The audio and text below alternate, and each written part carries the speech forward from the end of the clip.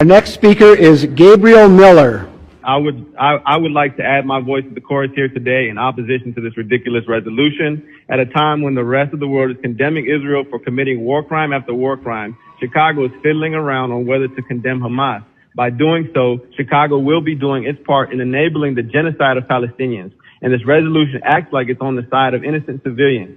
So in that case, I'd like to ask, are you considering a resolution condemning Israel for using white phosphorus against the civilian population? Are you considering condemning Israel for its planned war crime of forced removal of 1 million Palestinians from northern Gaza? Are you going to condemn them for cutting off food, water, and electricity to Gaza, another war crime called collective punishment? Did it ever cross your mind to condemn Israel when they assassinated Palestinian journalist Shireen Abu Akleh in broad daylight, or when they brutalized the people carrying her coffin peacefully, or when Israeli snipers killed innocent peaceful protesters throughout the March of Return? Did the people in office before you ever consider condemning Israel at any point since its inception, when it crammed a country full of people into a 60-mile corner of their own country, creating the largest concentration camp in history, the largest open-air prison in the world? The answer is a resounding no. You never considered it, nor did your ancestors. But unfortunately for you, times have changed. The world is increasingly aware of the crimes of Israel and increasingly aware of the framework of politicians who enable their continued apartheid by resolutions such as these.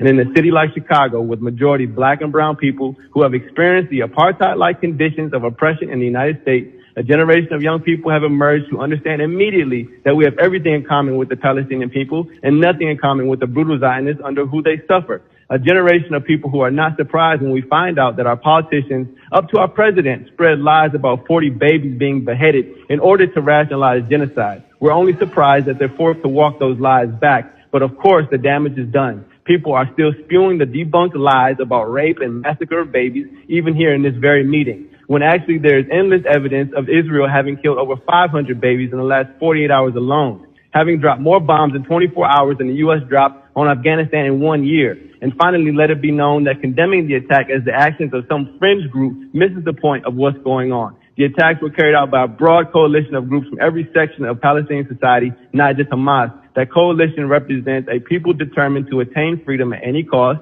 and they have arrived at this point in the face of a broad coalition of right-wing Zionists and their supporters like those in the city council who would start a meeting with a prayer calling for their attempts at freedom, a second Holocaust, but are so silent you could hear a rat piss on cotton when innocent, peaceful Palestinians are annihilated day in and day out like the Native Americans of this country. If it were another time, these same people would be condemning Africans for rebelling against their slave masters during slavery, such as Nat Turner or in the Haitian Revolution. Thank you.